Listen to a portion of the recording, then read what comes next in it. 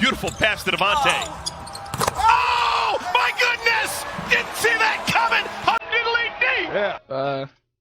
No one in practice can guard me, so it's really nothing. We can put the camera on him, too. Just put the camera on him. That man right there, that's the man who can't guard me. Turn it left. I'll take his ankles every day. Go one more. See the boy in the hoodie. He hiding for a reason. They all know the deal. Yes, I took Old Soul. I did. It's a bonus. Boom! Woo! LaMelo Ball probably had the most random path to the NBA in the history of the league, and yet he was still able to receive the Rookie of the Year award with the Hornets.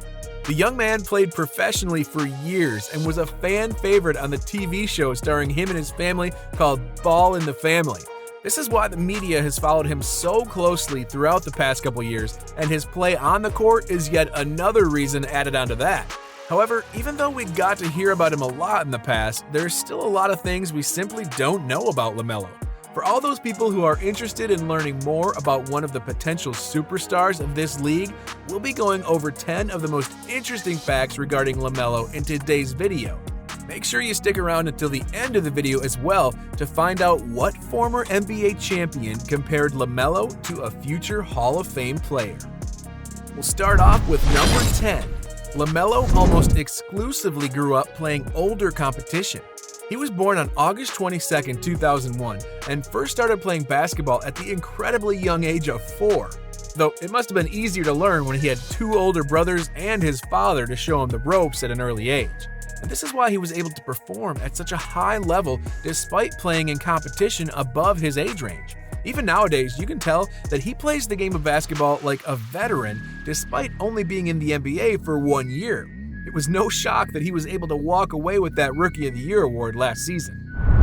Moving on to number 9, LaMelo Ball used to play for Chino Hills alongside his 2 brothers, but ended up leaving shortly after they left. Instead of sticking around and trying to keep Chino Hills in contention for another season, he had a bit of an issue with the head coach, and that ended up causing him to transfer, but not for another school in the United States, rather to a team over in Lithuania at just 16 years old. He spent some time with Vytautas Priene and had multiple great games. He even had some NBA scouts make the trip over there just to see how good this young kid actually was. However, when you ask him about what he remembers the most about his time there, it isn't going to be some life lesson or anything like that. Instead, he says that the only thing he remembers is the freezing cold temperatures and the snow that rained down almost every day over there. Next up at number 8, speaking of the Lithuanian Basketball League, LaMelo left it because his father had issues with the head coach. So yet again, there were head coaching issues which caused Ball to get up and take his talents elsewhere. The issue this time around was that LeVar felt like LaMelo wasn't getting enough playing time with his new squad. After all, the up-and-coming star was only picking up around 12 minutes a contest, which simply isn't enough considering the amount of recognition their team was getting just from having him on the roster. Though it should also be noted that Ball simply wasn't playing that well with them, so it was just a bad situation all around. He averaged just 6.5 points and 2.4 assists per game at the end of the season on just 26.8% from the field. Now we're on to number 7. LaMelo played for his family's league, the Junior Basketball Association. LeVar is the creator of this league, and he did it so that it could be an alternative to college basketball. LaMelo was obviously the biggest name in the league, and he debuted for the Los Angeles Ballers in his first year. He put up a 40-point triple-double early on in the season, though shot the ball 40 times and only made 15 of those.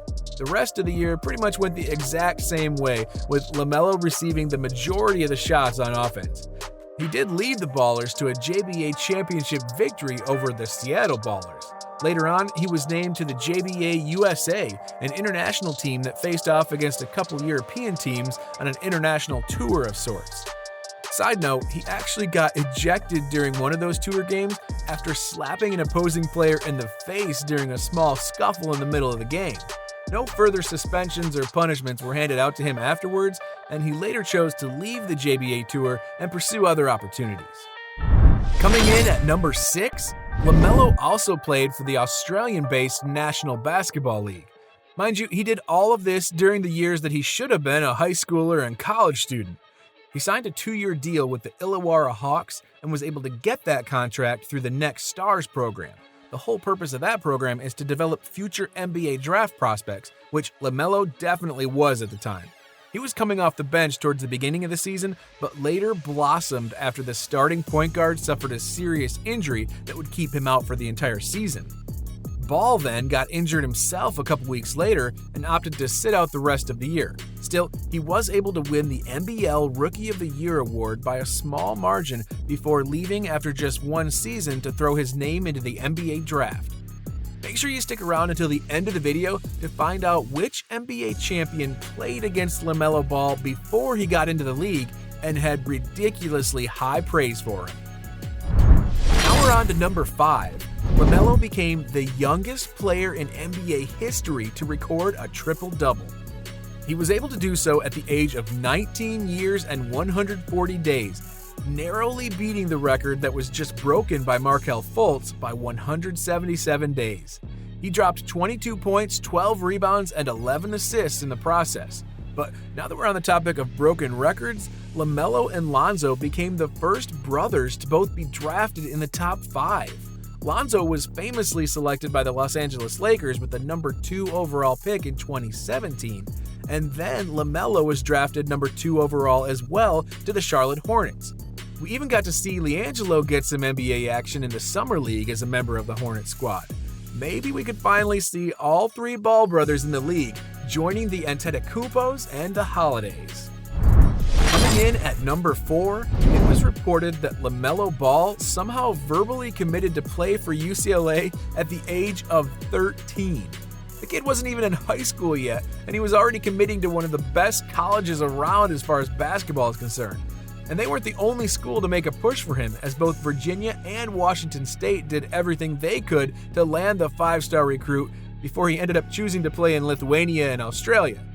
Nevertheless, he believed that UCLA was his dream school and didn't want to go anywhere else if for some reason he opted to stay and play in college. There were a lot of questions regarding his college eligibility though at the time. After all, his father already didn't want him to play in college, and LaMelo himself had hired an agent alongside his professional experience he earned in Lithuania.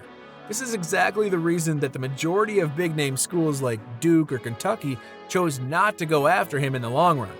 Not like it would have mattered though, because he did have his heart set on UCLA anyways. Still, despite not having many college options, he still had plenty of other choices like the NBA G League, China, and of course Australia.